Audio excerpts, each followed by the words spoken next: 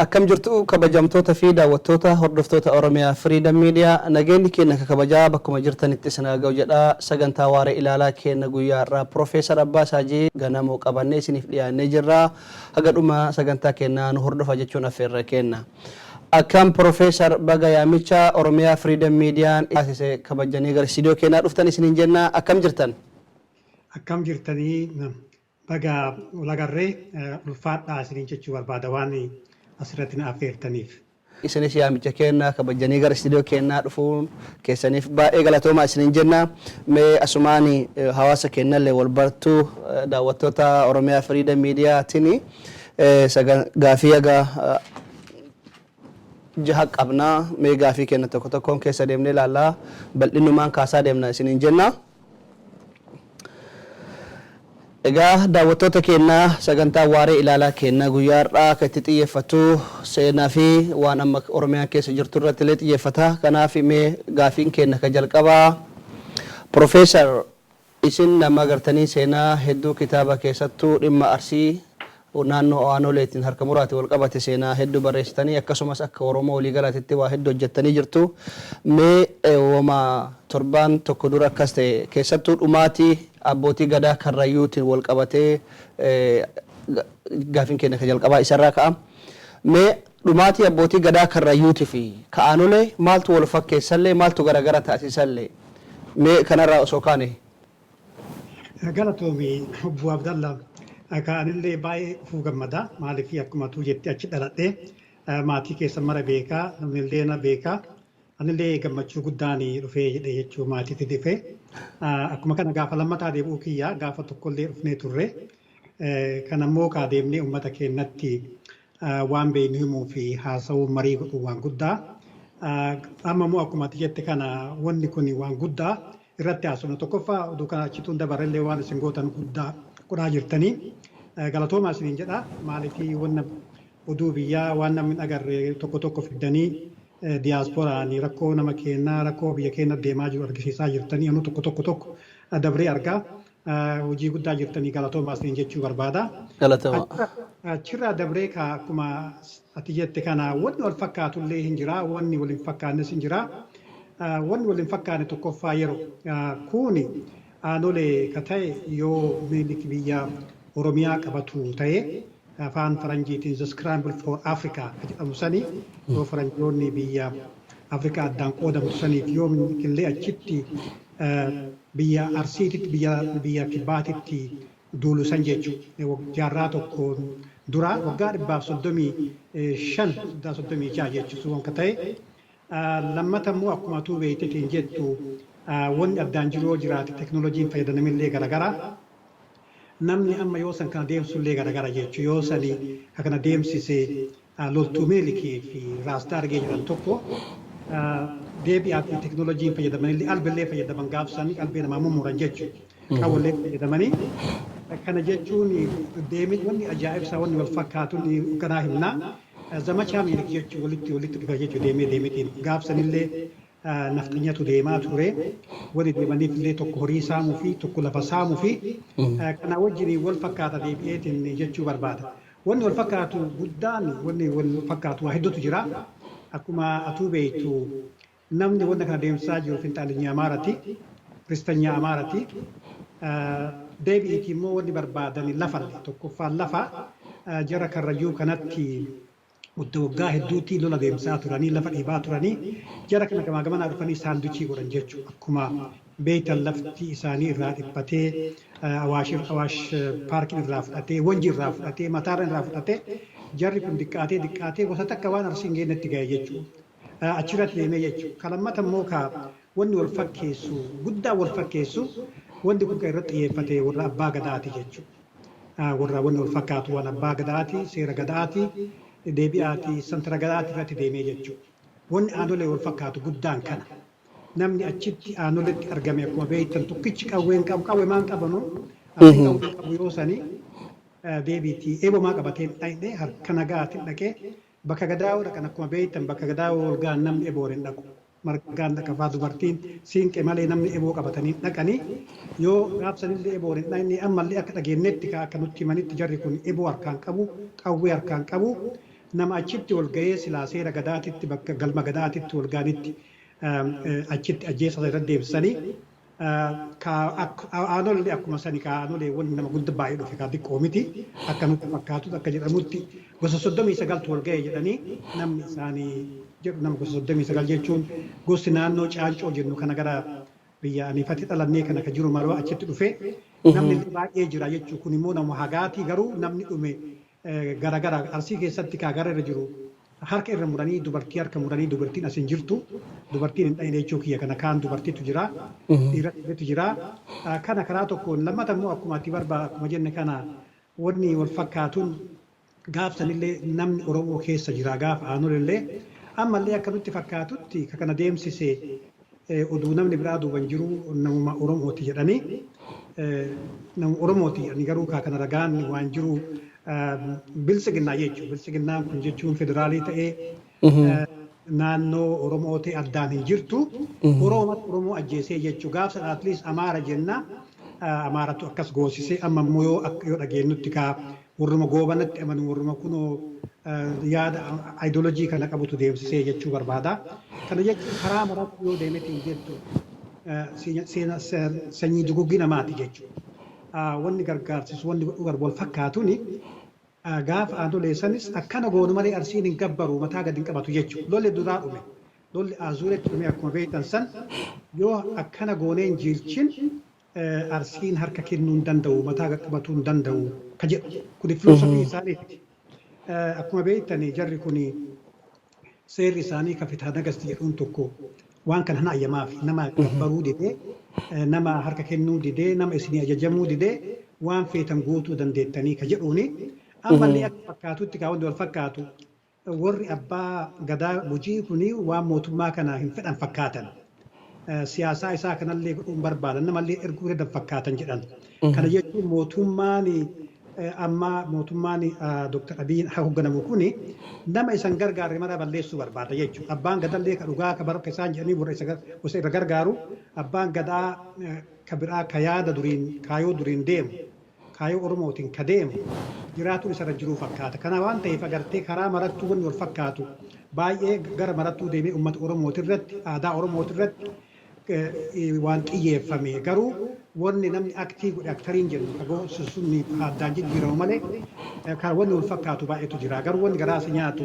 uummanni hojii kun saba xiqqaa ta'ee arsiin immoo guddaa akkuma beektu sunillee fixanillee dadhabanii kuma dhibbaan kuma meeqan fixanii dadhabanii azuulallee aanulallee kun harka irraa muranii namni harka nafallee baay'eetu jira garuu miidhamni kun baay'ee nama gaddisiisaa jaarraa 21tti mootummaan Oromoon hin hoogganama jedhu waan akkanaa kana deemsisuun baay'ee nama hoogganamsiisaa gaafsanillee diina jenna amma immoo akkana goosise Oromoo diina jenna rakkoon jiru sani malee wanni wal fakkaatu baay'eetu jira siin jechuu barbaada.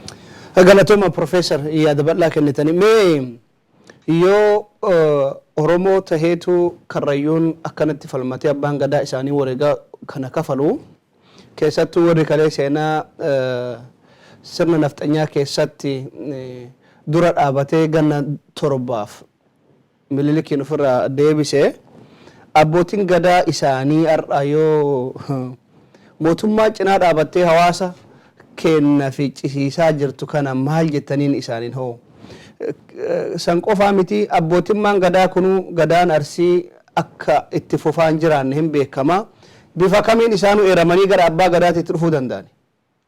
Yaa kun gaafii guddaa beektaa gaafii silaa amma gartaaniitu hojii haasaanii ani tokkoffaa akkuma tu beektu nama achii dhufe ta'ee nama aadaa kiyyaan uummata kiyyaan boonu ta'ee hin salpha akka isaan arguuni yoo isaan muneessatti wal ga'anii ilma keenya ilma ofii diina godhanii seerri muramte jedhanii muramte kun taate jedhan biitti suni akkuma tu beektu albasoo bakka diinni itti mo'atame biyya keenyatti.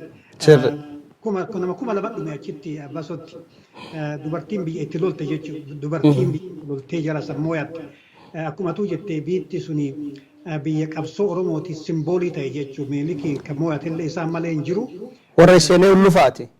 Yaa jechuun namni gaafsan biyya sanitu meelikii san boochisee farda malee galchee nagaarita irraa fudhatee wanna silaa namni haga salphateetini achi jedhe jarri sun achitti gahee yoo amma jara warra gaafsan meelikiin jedhu warra meelikiin zamachaa jedhu wajjiniin yoo faarsu isaanii wajji yoo hojjetu namicha waan kaanu deebisuu hedu namichi oofishaalii bara meelikitti isin deebisa jedhu sanii wajji yoo dhaabatan isa yoo faarsan abbaa malaa yoo jedhanii walgaanii atuu san jettaa mararraa deebi'anii namicha silaa nama silaa oduma waakkatin barri isin deebisuu wajjama bara meelikiiti bara duroo kaffitaa jedhuun namni arsii akkas miidhan akkasii irratti ga'e.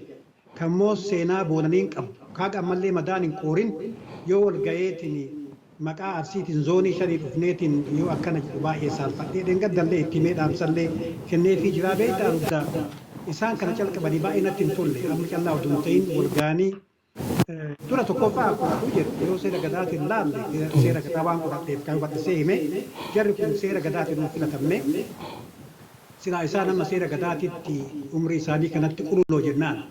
Qululloo jechuun nama fixee keessaa ba'e jechuudha. Namni waggaa 60 gadaa liidarii ta'uu hin danda'u. Gadaan akkuma hin dubbanna bal'ifnee gaafa waggaa saayikilii 5 fixee jirti. Ati yuuba taata. Akka Booranaa taate akka Arsii taate qululloo taata. Yoo gorsa kennite malee yoo waa araarsite malee gadamaa godhuu sirra hin jiru jechuudha. Qaama ta'e yoo argiteetiin jette seera gadaa odoo hin ta'in murtii gadaatiin odoo hin ta'in warra gadama sanuu hin beekne jechuu kiyya wanni isaan muranillee waan gadaa wajjin hin deemne gadaani seerri gadaa ka dur murame ka deebi'iiti odaa roobatitti murame ka waggaa 500 namni itti bulu inuu hin beekan natti fakkaata akka isaan filatamanillee hin jiru akkuma beektan jarri kun harkaan tokko tokkoon keessaa guuranii Dr. Abiy kun amma dimokiraasii Oromollee balleessee dimokiraasii Oromoo akka faranjiititti grassroot jennaan ummanni kaqeetti filatan kan akka hin taane kun qubaan abbaa tolu abbaa sheekallee haa ta'u deemi qeesillee haa ta'u fidanii abbaa gadaa jedhanii namichi tokko maqaa jarakaanii qabaayyuu maqaa warra walda Gabreelillee Haayila Gabreelillee abbaa gadaa ta'e deebi'eetiin achitti bakka gadaatitti abbaa afaan Amaaratiin hojjetanii jechuun warri amma achitti ga'u kuni warra kaayoo fi kaaya keenya irratti oduu ijaaramen ta'in seera nama dheengadda gaafa intarvii goone tokko irratti maqaa tokko fayyadamee fi gadaa bakka lamatti addaan qoodhaa gadaan tokko ka dur ka abbootii keenyatti ka duudhaa keenya irratti ijaarame kammoo seera keenya irratti ijaarame suniin seera keenya jennaani kuni gadaa mootummaati jechuudha. Gabarmantaal gadaa jennaan. Namni asii walitti qabame kun mootummatu ijaaree mootummatu qindeessee mootummatu horii kafalaa fi gadaan abbaan gadaa akka horiin fudhatu beeke. Gadaan fudhatu horiin fudhatu horiin nyaatu akkuma nama kaanitti horii 50 hoo qabaate horii 50 gaafa gumaa ta'e caccallaa gaafa raadata kennaniif jedhan yoo gumaa namni baasu raadata kennaniif jedhan abbaa gadaa akka maqaa malee aballi nyaatu hoteelan bulu shamiisa bareeda uffatu makiinaan qabu carqii adiin uffatu akkuma nama kaanii uffatee ta'a muka jalatti kuni ka abbaa gadaa haarawaa baay'ee nama saalfachiisa yoo mararraa moo kasi aarsu kasi sodaachisu yoo ilma ofii abaaranii diina taate yoo jedhaniin namni ilma namaa akkamitti ilma ofiitiin diina taate jedhaan ati ijoollee hedduu qabdaa ilma kee kana keessa akkamitti wanni galallee galu diina taayettaan horiin baragartee ilma ofii pirootektii godha waan yaadellee yaadu. Wanni kun baay'ee saalfachiisa. Ani dhaamsallee jedhee waan kana irraa dhaabadhaa uguruun hin geessu. Wal fitnaa gaaf tokko wal taajjabnaa wal fitnallee hin tayu mee irratti yaada jedhee dhaamsallee kenneefii jira. Ammallee wanni jenneetiin jennu karaa gaariirra hin jirtanii kun karaa badaa nama saalfachiisaa ittillee nama gaafachiisa gaafa tokko itti yaadaa jechuun barbaada. Galatama Professor karma wal qabatee mee xiqqoo duubatti isin deebisuu fi yoo harka muraasanii abbaan gadaa Arsii eenyu beekamaa? Gaafii bareeda beekta Arsiin gadaa tokkicha hin qabdu gadaa abbaan gadaa hedduu Arsiin bakka gadaa hedduutti addaan qoodamti beekii gadaa eriyaa jennaan deebiitti gadaa eriyaa jechuun gadaan bakka tokkotti ta'uu hin dandeettu. Hiddi isii odaa roobaa haa ta'u malee gosa 5 6 gosa 10 gosa 30 walitti fidaniitiin gadaa godhatan. Kana waan ta'eef gaafa achi dhufe gadaa abbaa nama hedduutu dhufe jechuu dandeetta. Maaliif Arsiin koonsilii jetti beektaa wanti tokko wanni isaan fakkeessanii jedhan amma gadaan abbaan gadaa walitti dhufe koonsilii tokko uumaa durii an dur. Suni badhaasa jedhanii namicha gadaa deemsisu saniini taayitiliin isaa badhaasa jedhaniin gadaan nama bakka 5 6 bakka 10 yoo walitti dhufu namichi suni liidii godha jechuu hin hoggana jechuu suni ganii waan mari'atan. gaafsan abbaan achitti hedduu waan ta'eef tokkichi beekamuu hin danda'u garuu namichi tokko liistii wayii kennee jira. Liistii kan namatti waliin galu kana mee verifaayi goona. Waraqaa dokumentii wayiin harka jira namichi sun gaafa pablishii godhe mee abbaa ta'e hin lakkoofnaa jechuu ta'e. Very difficult nama hedduu waan dhufareef gadaa abbaan tokkichi hin jiru beeka nama hedduu walitti dhufee kan akka ta'e moorri achi gahu baruu viktimii ta'e garuu gaafa tokko hin dubbatamaa jechuu fi abbaan eenyuun akka ta'e. Yaa bareeda mee ani yoo xiqqaa ta'e keessattuu naannoo keenya kanatti maal dhagaa ture isiniif fakkaate daamoo usuu yoo garii akka manoo yetitti illee ilaalu maal gaheen daamoo usuu miidhaanjoo kana keessatti mee nama akkam ture illee inni. Yaa daamoo usuu agartee seenaa guddaa qaballee seenaa guddaan qabullee seenaan guddaan isaa inni nama bareeda jedhanii nama dubbata jedhan beeka jedhan beekaa dhugaati. Nama baate jettuun jirti mi baate nama dargaggeessa ture jedhan yoomii Minilik dhufu sun nama arsii beekas keessatti beekame jechuun nama rising star akka arsiin jettutti. Arsiin oduu jaarsonni guddaan jiru namni dargaggeessallee jalaan dhufaa nama keessaa isa jedhanii gaafa Minilik dura dhufe beektaa lola itti calqabee mo'atamee gale. Qalaxa biratti mo'atame duu qalaxa biran deem qadiidaa biran ga'e mo'atamee galee gaafsan amma arsii waame amma arginaan arsiin tona mo'anneen dandeenyu somneeti aangoo addaan qoodamnaa nu gabbartanii isin nagaan teettanii jenne ani nama tokko itti erganii badhaasaa jedhan tokko itti erganii namichi sun tuulama kalamaan hedduu deemu jechuu jara lamaan hedduu deemu jara arsiitti manii arsii wal ga'eemee namicha kana waan jedhu waan nu loluuf hin gaafanna arsiin beeyta araaran didu yoo isin araaramti lolallee ta'u mee namicha wal loluun kan hin araaramnaa inni gaafanna jedhanii nama lama ergan namni lamaan ergan tokko daamuu usuu kana Minilikitti miilikitti dhaqabee amma namni hojii deemu guddaan suufaa kusoo jedhan suufaa kusoo kun nama guddaa kaayoo sanitti arsii keessatti mootii jechuun dandeettu namni guddaan beekame isa ture jaarsa kana addan erginuu isaa wajji haa dhaqanii jedhanii achi dhaqanii miilikitti haasayanii maarri waan guyyaa tokko lama bulanii yoo finfinneen tuni reefu ijaaramaa jirti beeki manuma uxxeewii keessa tatta'anii harka kennaa gabbaraa waan lafa keessa ni bulchitanii akkuma kun warra wallaggaatiin jedhan san gootanii jedhaniin jennaan amma dhaganii jalaa dhaganii raawwatanii maal jedha jennaan gabbaraa jechuun kun maalii jennaan akkanaa jedhaniin. Amma daamuun kun immoo beekamuun hin jarjaralle jedhanii dubbata malee jaarsi suni fayyalleen qabu beektaa akka jiru jira argalleen harki kunillee akka jiru jijjiraa dhibeessanis qaqqabaa. Uma gabbaru dhabne kana gabbarraa jedhan uma gabbaru dhabne kana gabbarraa jedhan jaarsu maal jedhaa beeku. Yaa gurbaa akkanan jennu laki galleetumaan mari'annee uummanni didee jennaan amma akkana jennu callifneeti hin mari'annaa biraa galan gaafsan kanaan beekame gaafa gale kaa uummata keessatti uummata amansiisee harkan kenninu hin dhumna malee hin duuna malee harkan kenninu jedhee namni gaafa arsii gahee lolaaf maraawwa kutatee bahe qaratee bahe. Isatu dubbataa ture jedhanii jaarsa wajjiniin garuu hagasii as lolli dhufnaan akkuma lolli jabaateen namni biraa marjii godhuu calqabee lolli calqabnaan jechuu kiyya. Liidara biraattu bahee beeki amma lolli calqabnaan lolli bakka maratti ta'ee amma nama waan hin beekaminitti ol bahee beektaa namni akka leenjisoo diigaa namni akka jaatanee bultum namni akka qeerransoo namni akka qal'ii tongoo irreessoo tongoo kan jedhan namni beektaa lolli calqabnaan bargoota ol baya. Inni amma suuta keessaa badaa jiree odumaa beekamin disappiirii godhe. Liidarii miti inni dubbataa. Wanni inni beekamuun arsii ripireezantii godhee Minilikiin bira dhaquusanii achii deebi'eeti immoo gaafa arsii wal geette harkan kenninu hin lollaa wal qabannee wal taanee lollaa kan jedhu irratti nama amansiisa jedhanii hagasii as wanni guddaa wanni dhagaman ordinaarii ta'ee jechuu kiyya lolli kaanan beektaa namni dimolaraayizii ta'ee hagasii as guddaan infoormeeshinii isarraa dhagaman jiru garuu wanni guddaan ka jiru suufallee hin dhabame jechuu kiyya achirraa achumaa wanni godhuu hin dandeenye maayii harka kennaa innaan arsii dhusuma ajjeese dhageettanii diidaatti ajjeesanii harka kennadhaa amma lolli dhumee amma achiin dhumnaa jedhee diidaa keessatti suufaan hin ajjeefame jechuu arsimatu ajjeese. Gaaf azuule duubatti azuulatti namni duubatti lakki amma hin dhumnaa namni kuma lamaa dhufe amma achiin dhumnaa harkaa kenninu jennaan akkamitti namni agadaa dhumnee hin kennite jennaan achumatti gosti kasheedaa tokko ajjeefte jechatu jira. Isa waan ta'ellee dhageenya dhugaa dubbanneet hin jenne wanni ni beekameen saniin beekamee jechuu kiyya ka duraa. Galatooma Profeesar daawwattoota keenya ammas illee sagantaan waaree ilaalaa keenya akkuma itti fufetti jira. Profeesar bareeda hayyuu yoo argatan waa hedduu irraa baratanii isin laayibraarii keenya.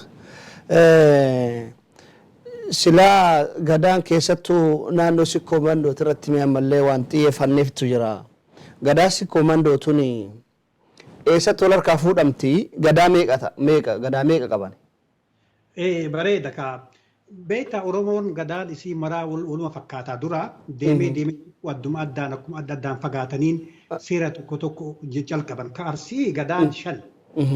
Gadaan 5 akkuma beektu gadaan 5 gadaan Arsii 5 tokkoffaan hangafni Birmajii lammanni Bultumaa sadaffaan Horataa arfaffaan Roobalee kun bahara yaaniin jechuudha agartee Birmajii Bultuma Horata Roobalee bahara yaaniin kun martuu gariin bara baraati yaaniin gariin bara kuufati yaanii garaan bara rakkooti jedhanii kana kaa waa wayiif kennanii fi gadaa 5 jechuudha gadaa 5 kun tokkichi waggaa 8 tura aangoon warra achitti filatamuu luba keessaa filatanii waggaa 8 tura waggaa 8 jijjiiranii waggaa 8 immoo yoo ngeen illee achirraa buusuu danda'an. Beeytanii isaan kun dimokiraasii dhugaati.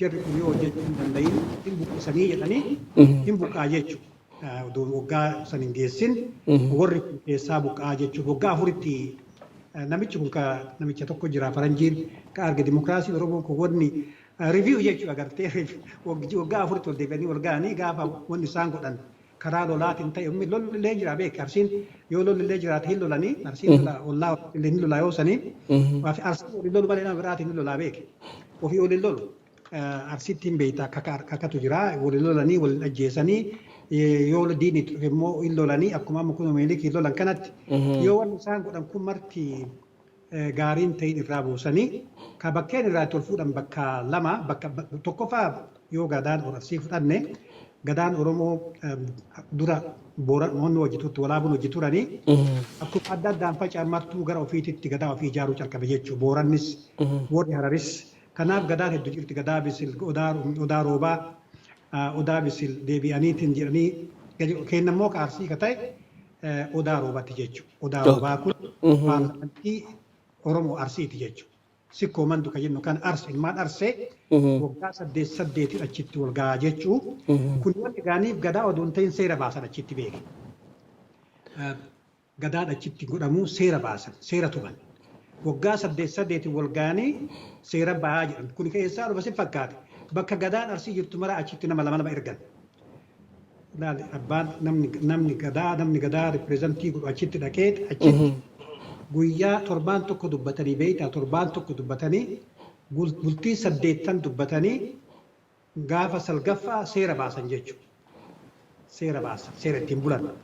Seera yoo garii seera baasanii yookaan kama dursan tolchan halkan gadaa lallaban jechuudha. Abbaan tokko dubbatamee halkan keessa dubbiin kun halkan taabeetaa guyyaan ta'u seera gadaa kuni halkan keessa haasa'anii gaafa halkan salgaffaa seerri hin ta'a jechuudha. Achirraa yoo deeman kaa gadaan bakka hedduutti waan addaan qoodamtuu fi bakka hedduutti aangoo walirraa dabarsan jechuudha. Tokko ka Arsii amma yoo fudhatte gara nu aniifatti annatti beeknutu qixiibe guddaan. Qixiibe ni beektaa. Tokko qixiibee tokko aanole jechuudha. Kuwwan immoo bakkuma maratti. Maaliifii lafti Oromoo kun ji'oogiraafiin isaanii bal'aa waan ta'eef bakka maratti gadaa waan jiruuf seeruma tokkoon bulanii gosti 4-5 gosti 10 gadaa tokko godhata jecha. Maaliifii Arsiin abbaa gadaa tokkicha hin qabdu.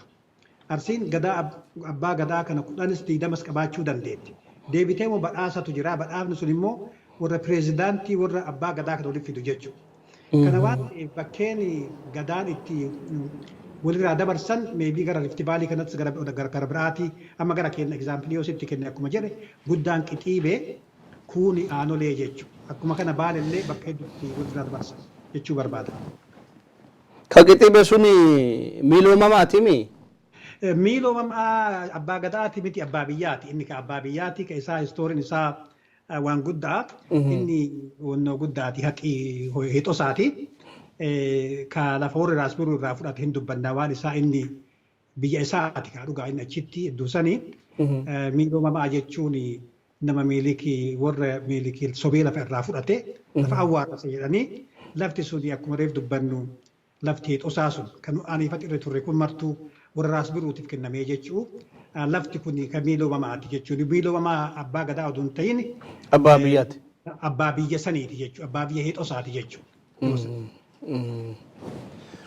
Walumaa dhiyaatan na fakkaate daamoo usuutin. Yaa walumaa dhiyaatan ka agartee innillee achumaa dhufee walumaa dhiyaatan haga isaan walitti dhiyaatan hin beeku achumaa dhufe. Baay'ee galatooma Profeesar mee egaa waa'ee raasbirruu kaafne raasbirruun maaliif arsirratti xiyyeeffatee keessattuu galma ijaarate amma yoo ilaalta arsii keessatti galma raasbirruutu jira maaliif filatan arsii? Gaafii baarii kan bal'isee si dubbadha waan kanarratti maaliif waan qoradheefillee warra sadillee hin beeka parsanaalii beeka warra dubbuu sananii warra raasbirruu hin beeka akkuma beeku iskuulitti barannillee raasbirruu jedhamaa ture ilmaan isaa hin beekan. Ilma raasbirruu maridiin hin beeka parsanaalii beeka. Marid ka raasbirruuti jedha? Yaa ka raasbirruuti. Marid ka raasbirruuti ilma maayiti ilma maadhati ka birallee hin jiranii. Seenaa yoo si kaase seenaan isaanii qaban ajaa'ibaati seenaa guddaa qabanii. Raasbirruun kun ilma Dajjaazmaach Walda Gabreel. Dajjaazmaach Walda Gabreel jechuun ka biyya Calanqootti duulee ka biyya Ituu gabbarsiise. Ituu lafaa fixe jechuudha. Ituu gosa ituu Harariin keessatti achirrallee arsii gidhirritti lafaa fixe jechuudha.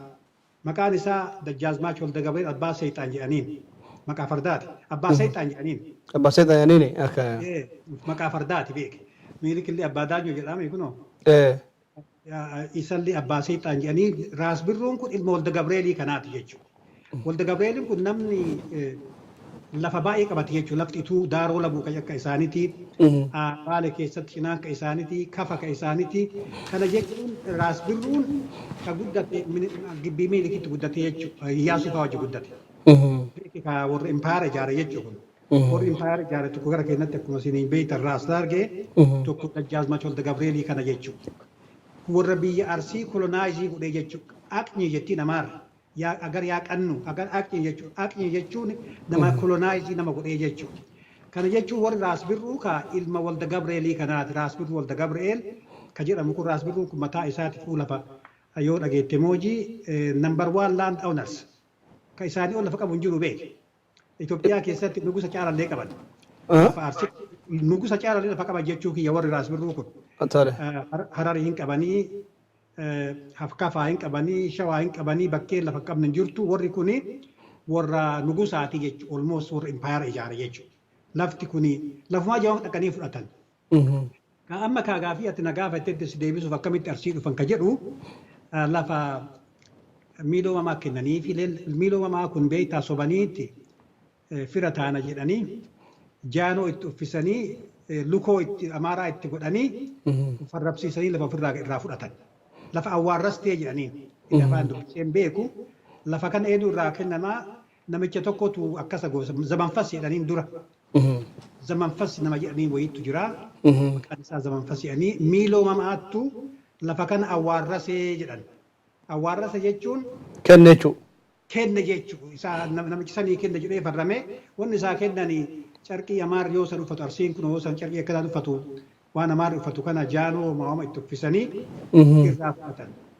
Namichi zamanfasiin suni arsii bulchaa ture yoo sanii wanta 561 jechuudha. Akka wanta 561 irraa awwaarrase jechuudha. Nutti awwaarraste jedhaniin. Lafti kun zamanfasiin suni hin du'e jedhanii ijoolleen qabu lafa san minilikii raasbirruu kennee jechuudha. Lafa heexosaatii beeke.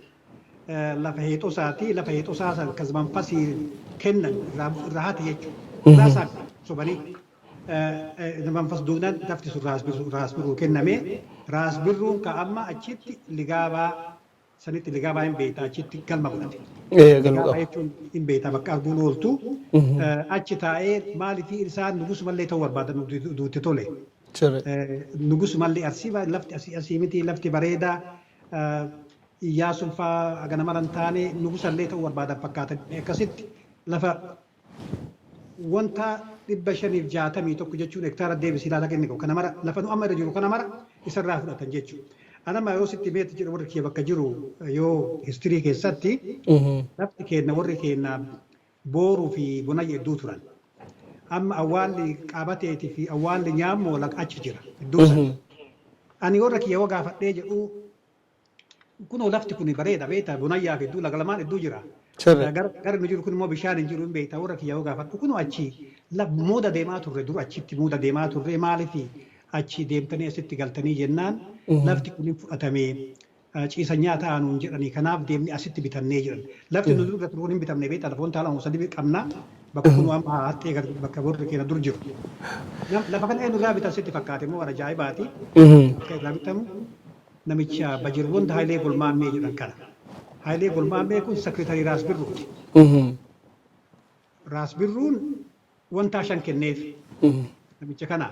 Isaa kataba Bajirwoon diinsi galee ganzaba qabuuf jechuudha. Hojii isaa sekreetarii isaati wanta shan giiftii kennee lafti inni kenneef famiiloo mamaatirraa fudhatan. Isan kenneef achi lafa san irraa bitanii jechuudha. Kana jechuun warri Raas Birruu kaagartee biyya Arsii keessatti influensii guddaa qabanii hin beektaa Itayyaanaatiin dhalandee yoo sanii haga yoo dargiin kofsan hin dhalannetti fakkaataati lafti kunoo Itayyarraa calqabee haga kunoo hulaa daawwee ga'utti iddoon sun marti ka mareet mangistii qonnat ta'e jechuudha achirraa. Kaaniin gurguratanii kaan addaan qoodamanii isa calallee miti beeki obboleeyyan illee qaba obboleeyyan Masfin Birruu jedhaniini namichi tokkollee hin jira. Tashoomaa Birruu jedhanii kunniin marti lafa addaan qoodamanii Arsii keessaa akkasitti qullaa baasanii Arsiin ka bitate hin bitate kuni qullaa ka'e keessaa ka'ee gabbaraa tureesii jechuu barbaada. Kana immoo warri Raas Birruu itti beeku karaa biraatiin ani parsanaalii maqaa Itayyaa sanii Raas Birruu Walda Gabriel jedhaniin maqaa Itayyatti nuti barannu san iskuula sanii. Raas Birruu jedhanii. Yaa yoo san achitti waan baranneef ani achitti waan baradhee bara achitti badhaasa hoggaan argataa ture.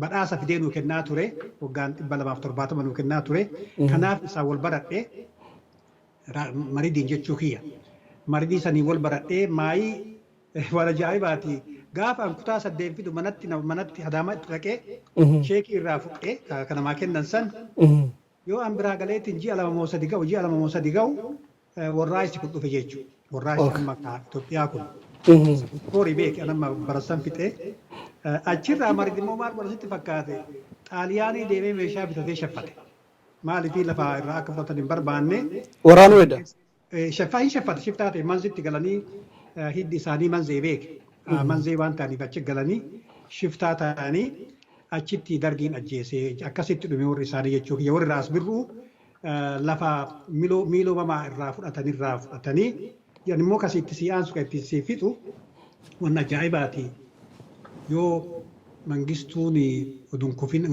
hin dhufin dura yoo Haayila Sillaaseen kufu namicha tokko Arsitti muudan namichi sun Tasfaa Bushee jedhaniin Tasfaa Bushee sun nama Wallaggaati saahiluu difaayitu gadi buufnan isa achitti ergan naftanyaan biyya jirtu san maal jetti gaallaa eegazaanim jedhanii achi ari'an gaallaa eegazaanim jedhanii warra sallaa jiru namicha akkanatti harka hidhanii gaallaa eegazaa namichi Oromoon biteen beeku gaallaa eegazaanim jedhanii Awaash gama deebisanii biraa deeman.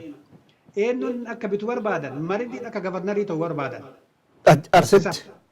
Arsitti yaa laalkaa gartee isaan humna guddaa qabanii warra nugusaati lafa qabanii ka ama naftanyaan biyya keenya jirtu wal geette xalaa katabdee akka Haayila Sillaaseen maridiin achitti muudu jechuu gabarnarii godhee muudu. Godhanii nu amma yoo san agartee gurdannee jirraa dubbiin kun nu galeeti kana razistii godhaa turree latarii Haayila Sillaasee katabne ga'ee ga'uu waan illee beekne ijoolleen takka hin jirti gurbaan tokko abbittii jedhaniini gurbaan tokko Sayid Dhaqqaboo jedhaniini warra achiiti latarii katabne akka maridi achitti muudamne ergine isumattu latarii katabne waan beeknuuf maal jennaani ati lafa qabdaa namni sin barbaadu maaliif asitti muudamtaa ka jedhuuni warri Raas Birruu histirii guddaa qaba histirii fiidaalii jechuun history empire keessa ture jechuu barbaadeeti. Empire maa warri bu'uuressa isaanii jechuudha. Exactly abbaa isaa akaaka walda Gabriel immoo kan lafa san akkuma jirutti isaanitti dabarsee kan biraa immoo lafa Arsii irraa fudhatan. Heexos irraa ka fudhatan jechuudha. Akkuma jirutti lafa biiloomamaa jechuudha. Heexos irraa ka fudhatan isaanitti saree lafti ammalti argitu haga baddaa ga'u, ligaabaa ga'u, itayyaa kana jiru haga gadi guurii gadi ga'utti warka warra raas birruuti. Raas birruun immoo lafa zamanfasii irraa fudhatanii siin jechuu barbaadeeti. Baay'ee galatoomaa. Kana yeroo garii yoo rakkoo abbaan qabu ufiin dubbataten amma nuhi yoo agartan uummanni keenya keessattuu hawaasni Arsii kun baddatti lafa cancana agartanii lafa otaraatti galee kun lafa gammoojjiitti galee kaleessa muka qabdii afaan lama qilleensatti illee muun irraa badee jira. Keessattuu lafa oomishaa kana hamba moorra sanitti qubate amma yoo laallu ligaabaa jidduu lafa oomisha lafa boonni hin lafa ganni hin lafa masnoo amma maqaan huruutaa kunuu maqama nama Arsiiti jedhanii yoo kahimanuu maqama nama Heexosaalee Kooyiti jedhanii yoo agartan amma jenereeshiniin ammaa kanan beeku kun yoo seenaa kaleessaa beekee ka ammaatilleef dubbachuu danda'a. Warri amma Itoophiyaanisti jedhee akkanatti dhaadhessee Minilik jedhanii akkana Minilik jedhanii akkanatti duulaa waliin kennallee Itoophiyaa deebisnee ijaara jedhan walii yoo deemu akka malee namatti dhagahama. Kanaaf waan bareeda kanaaf library keenya isin jenna beeytanii kun ganaa yeroo isaa eeggatee isaa dheeraa fudhannee lecture godhuu qabdan jedhee abdaddaan inshallah. Asuma mee gaafii keenya itti aanuun gara xumuraa deemaa jirrallee waan ta'eef qabsoo yeroo ammaa kana Oromoo keessa jiru kana keessattuu diasporaan yeroo 2014 irraas Oromoo Faris irraa Jawaar ka'ee OMN ijaaramee qabsoon biyya galee sunis akka hin taanetti qabsoo sunillee hin taane karaatti hafee keessattuu erga sanii diasporaa keessatti amma ganna lama sadiin kana baay'ee dippiloomaasiin kennas laafaa jira. Dhaabni gartee hawaasa keessatti illee yoo amma TDF ilaallu TDF sirriitti irratti hojjetaa jiru baay'ee organized ta'anii deemaa jiru kennammoo akkasii miti. Qabbanatu jira maal jettamee kana maal dhaamtaniif illee qabsoo teenya hawaasatti dhaadheessuu hawaasa addunyaatti qabsoo teenya dhaadheessuu gara namni bahee akka dubbatu odoo jiru iyyuu wanti walitti ijaaramee itti deemamaa jiru hin jiru. Kanaan maal jettan keessattuu Turkiin Itoophiyaa akka gargaaraa jirtu isi diroonii katti gurgurattee uummata keenya ficcisiisaa jirtu isi keessattuu uummanni kun Islaama hordofu Oromoon akkuma jiru maajoritiin Islaama hin beekama. Maa callisanii ilaalan keessattuu warri gartanii afaan san beekan naannoo sanitti baratan madarasallee maalillee wal qabateetiin hin deemu. Mee maal jettan dhimma dippiloomaasii Oromoo kanarratti? Yaa galatoomi akkuma atuu jette kana gaafiin Oromoo kun baay'ee kompleksii illee beektaa rakkoon jiru Oromoon tokkoffaa they are too big to unite. Akka Tigreetii miti of keessatti illee Oromoo keessallee diviizhinii qabna. Amantiilleen naannolleen haga ammaa wanni diinni nurratti dirqeeffateen yuunitii kana qabnu. Amma maasii fakkaate kan si ajaa'ibsiisu. Ammuma kun amma rakkoo jiru kana irratti illee Itoophiyaa ammaa tana nuti uumee jedhan. Itoophiyaa ammaa amma jennu kana nuti uumee maannoon hin jiru jedhanii warri goobana faarsan jechuudha. Kana gara tokkoon harkifnu jechuu kiyya. Amma karaa biraatiin yoo argiteetiin jettu rakkoon qabnu tokko fandamentaalii maasii fakkaate. Oromoon yoo waa tokko argateetiin jedhu Itoophiyaan akka isaan ajabte akka jiraachuu na jabu. Haga ammaa warra alaa kana takku amansiisuu hin dandeenye beektaa gaafii Oromoo kana mirga Oromoo kana qabsoo Oromoo kana rakkoo Oromoo kana haga ammaa amansiisuu hin dandeenye. Maasii fakkaate isaan jarri sun nu dura duran jechuudha. Amma gartee Itoophiyaan biyya kiristaanatii, Itoophiyaan yaada keessan qabdanii, Itoophiyaan sivilaayizdii taatee jirti, Itoophiyaan guddoo Afrikaa maraaf loltee ka jedhan kanaan waan godhaniif Oromoo mirguma ofii ka gaafatu kan agartee akka waan biyya addaan diiguutti ilaalama malee wanni Oromoo kun Oromoo miidhamee lafti irraa fudhamee ka jedhu hin gaafatu. Amma dhugaa dubbanneetiin jette dhugaa dubbattee haguma amma Jawaar faa jedhame kana gaaf tokko dubbatanii hin beekan. Laali amma yoo martuu ka dubbatu United Nation lee ka dubbatu warruma Tigraay. Tigraayif dubbata. Kakaleessallee amma yoo dhageetteetiin jettu lolli dubbatu mirga achitti dhiitame dubbatan mirga achitti dhiitame warri Tigraay ka dhiite yookaan amaa warri mootummaa fi ka dhiite dubbatan malee wanni Oromoo kana dubbatan tokkoffaa agartee Oromoon yoo amma ta'e achitti rezistaansi guddaan qabu namni humna hin qabne namni si jalaan dhagahu oduunillee agartee bakka san geelle jechuu kiyya bakka namni nama jalaa dhagahuu geette malee beektaa yoo ati dhiyyiin yoo ati lolin yoo ati humnaa hin argisiisin waraqaan asii achi oofan kun guruu hin ga'u ani beektaa riisarcharii waan ta'eef awurooppallee ture yuunaayitid neeshinillee argee dokumentii achitti latarii ati kadda kan achuma kaan nun dubbisanii namichi duratti achi kaan namni ka argu yoo ati waa tokko goote magaalaa tokko qabattee yookaan waan guddaa tokko goote malee si jalaan dhagahu jechuudha. Amma kanaaf agartee rakkoon keenya amma himu dubbanna malee qoonqiti namni karaatti bahee namni 20,000 namni 10,000 namni 5,000 ol ga'u kun homaa godhuu hin danda'u achitti qabsoon keenyallee lavilii gaheetiin atteenshiin argan. Amma wobomaa yoo dubbatanii jette agartee akka waan warri TPLF ijaaree akka ofii jiraatu hin dandeenyetti ilaalan. Ofumaayyuu agartee keessattuu argisiiftu akkuma reef jenne kana nummaanummoo walitti kaan agartee ilmoo ofiitu kun diina jedhaan akka qabsootti hin maqamneef akka hin goone. Kana waan ta'eef agartee rakkoon ofumaa tokkichummaa keenya dhabuusanii ofumaa agartee iddoo tokkicha taane naannummaan tokko lamaa jala kanaa hin gaanatti fakkaataa akkuma ministiriitti beeknu rakkoon nu birallee jira. Akka amma deemnu kanatti dippiloomaasiin keenya kun namni tokko dhaqeetiin waraqaa qabatee an Oromoo akkana naa godhaan hin ga'u. Kana waan istiraateejii keenya tooftaa keenya itti yaadu nurra jira qabsoon itti jabaatu isarra jira. Yoo san callaas jalaa dhagaanii agartee warri amnestii haa ta'u warri human rights haa ta'u UN haa ta'u warrummaan gurguddaan kunis atteenshinii gurra kasii kennu yoo waan tokko ta'e akka amma jiru kanatti baay'ee kunis Oromootu bitaa jira min jedhani barnu biratti Oromootu bitaa jira Oromoo gabarmanti abbaa bichuu abbaa maal jedhan abbaa malaa jedhaniini bichuu abbaa malaa jedhaniini bichuu abbaa balaa jechuu dhiisanii biyya abbaa balaa jechuu dhiisanii abbaa malaa faarsan mee akkamitti duratti deemna waan akkanaa kanattu jira rakkoo guddaa wanni kun wanna suuta jennee of irratti hojjetu nu barbaachisanatti fakkaata. Galatoma Profeesar gaafii dhuma yaada wanni kaasuu feenu gaafii kennallee xumuran jirra. Muddee 25 walaabuu biroodkaastiin gara Siyaatil dhufuuf deemaa jira. Hawaasa kennallee argitanii mari'achuu feetanii mee akkam qophaa'aa jirtanii mee kanarratti kanumaan xumurallee waan ta'eef gaafiif deebii kennallee. Galatoomi kaayidee kana nu kennuu fi akkuma atuu beektu amma torbaan dhufu kana torbaan kaleessaa isin bira dhufuu fennaa namni anaa fi Profeesar Muhammad Xaayiroo abbaa Jabal Xaayirooti wajji dhufuu fennaa nuka akkuma beektanii uummata keenya wal beeyna uummata kana isin jaalannaa uummanni gariin ka waluu beeynu kan namni akka keekunu qe'ee tokkotti dhalannee iyyuu guddannee jira ka hojii barannee jira uummata Siyaatil kana dhugumatti baay'ee jaalannaa qabsoo Oromoo keessatti waan isin godhaa jirtan qoqqataatanii akka amma rakkoo ati jettuu kana dippiloomaasii ta'ee mirga namaatii ta'ee beelaa ta'ee wanni gootanii argitanii uummata kana dhufnee qaamumaan arguu barbaannaa dhugumatti nullee qaata nu argitanii miidiyaa irratti wal arginaa wanna akkatamu tokkollee wal argitanii nu argitanii dhufnee uummata keenya isin maraa waduu argine bareeda jennee murannee kan isin mari'achiisuu barbaadna mari'achiisuu jechuun isinirraa dhaga'uu wajjabna isin barsiisu miti jara keenya iftaan isin dubbannaa ani uummata kiyyarraa baradhe waan amma sitti himu kana kitaabarraan barree uummata kiyyarraa bare jechuudha ammallee uummata kiyyarraa baru haga jirutti uummata kiyyarraa isin mararraa baruu barbaada waan baradhellee isinitti himuu barbaada oduun hambifanne oduun qusanne isinillee immoo rakkoo keessanis rakkoo keessa jirrus rakkoo kanallee akkamitti keessa akka baanu wajji mari'achuu barbaannaa. Kana mooni tokko ka dhufnuu fi miidiyaa tokkollee dhaabnee jirra hin beektanii dhageettanii jirtanii.